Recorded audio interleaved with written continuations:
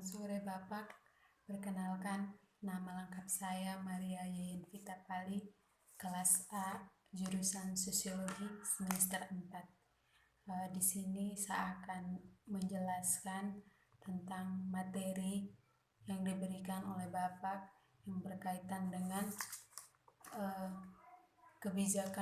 politik kebijakan terkait isu lambatnya pengeluaran dana BOS berkaitan dengan COVID-19. Baik, yang pertama kita lihat kebijakan itu sendiri. Pengertian kebijakan itu sendiri yaitu suatu kumpulan atau keputusan yang diambil oleh seorang pelaku atau kelompok dalam usaha untuk memiliki tujuan. Sedangkan kebijakan politik adalah segala sesuatu atau hasil keputusan yang dikeluarkan oleh pemerintah atau pemilik wewenang berupa sistem konsep resmi yang menjadi landasan berperilaku politik dalam suatu negara. Ya, langsung saja terkait dengan isu lambatnya pengeluaran dana BOS, itu kan termasuk sebagai politik kebijakan untuk menyikapi suatu keadaan seperti yang kita alami saat ini, suasana yang sangat genting seperti COVID-19 yang mempengaruhi segala aspek kehidupan manusia seperti yang kita lihat atau kita ketahui sendiri. Yang mempengaruhi aspek kehidupan manusia seperti kita lihat dalam aspek ekonomi, sosial, dan lain sebagainya. Maka pemerintah harus membuat suatu terobosan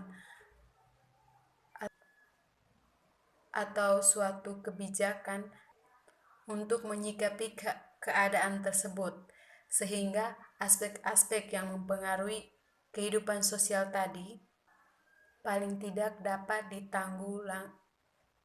ditanggulangi atau dapat dihadapi, misalkan seperti dana bansos. Paling tidak dengan adanya dana bansos itu masyarakat bisa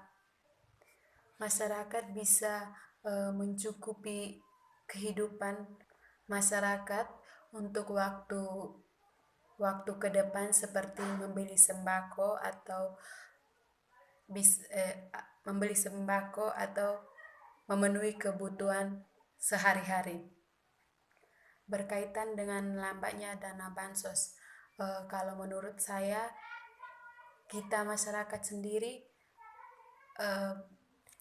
untuk sementara kita menunggu saja apa yang diarahkan oleh pemerintah, karena kita ketahui di tengah situasi yang begini prosesnya pasti akan lama. Oleh karena itu menurut saya kadang sistem pemerintahan kita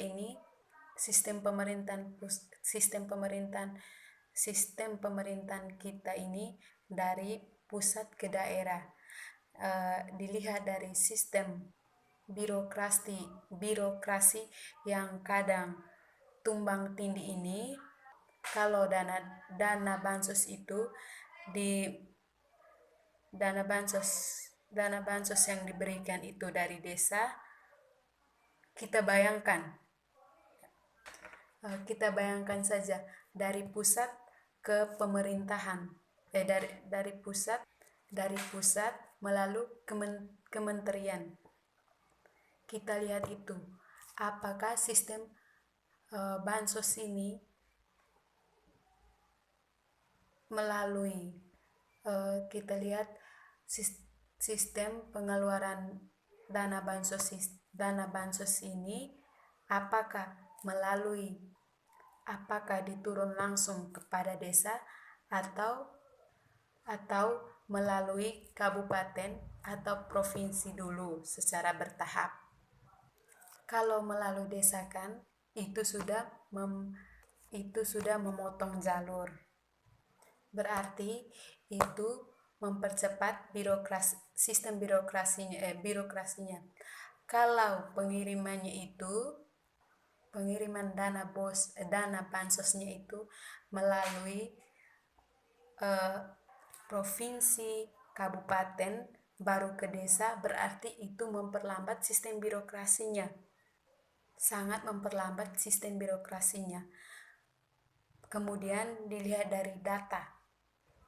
Berkaitan dengan data, pencarian dana ini pasti membutuhkan data. Oleh karena itu, seperti berapa kepala keluarga untuk mendapatkan dana bansos harus diimbangi dengan data sebagai bentuk laporan di kemudian harinya. Yang menjadi masalahnya itu memperlambat. Yang ketiga, pendapatan itu kadang kita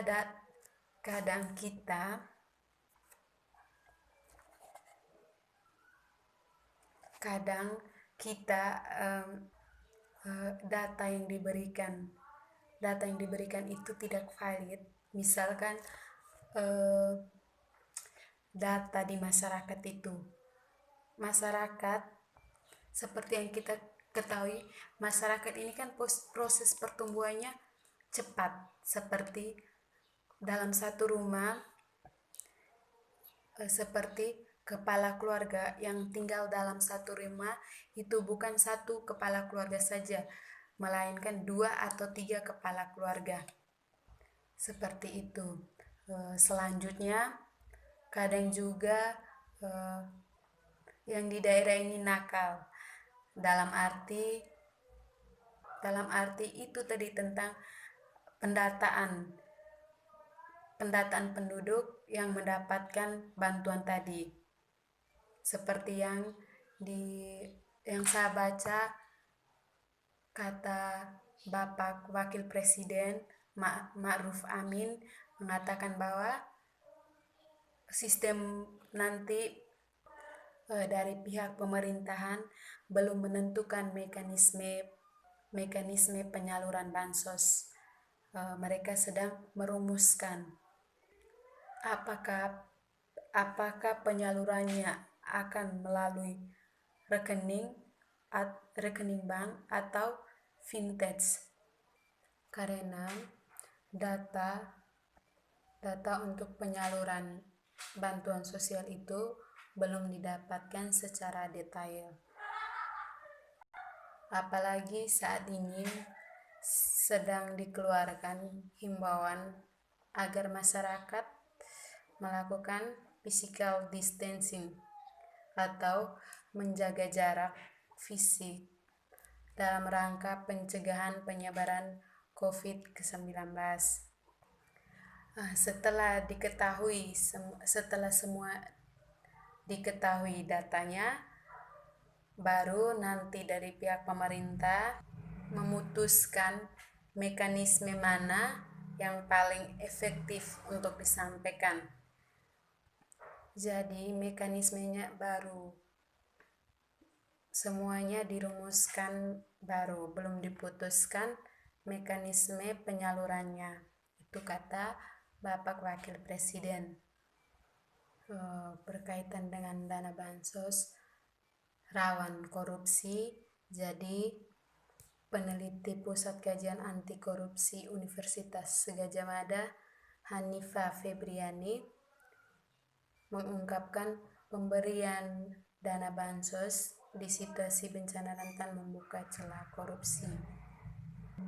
Untuk itu, ia menyarankan 2 hal yang harus dilakukan pemerintah dalam menyalurkan dana bansos sembako di saat wabah virus corona. Yang pertama adalah menyiapkan basis data yang terverifikasi dan membentuk sistem anti korupsi yang melibatkan masyarakat dalam melakukan pengawasan. Yang kedua, pemerintah harus melibatkan KPK dalam melakukan pengawasan sesuai dengan semangat KPK saat ini yang fokus pada pencegahan.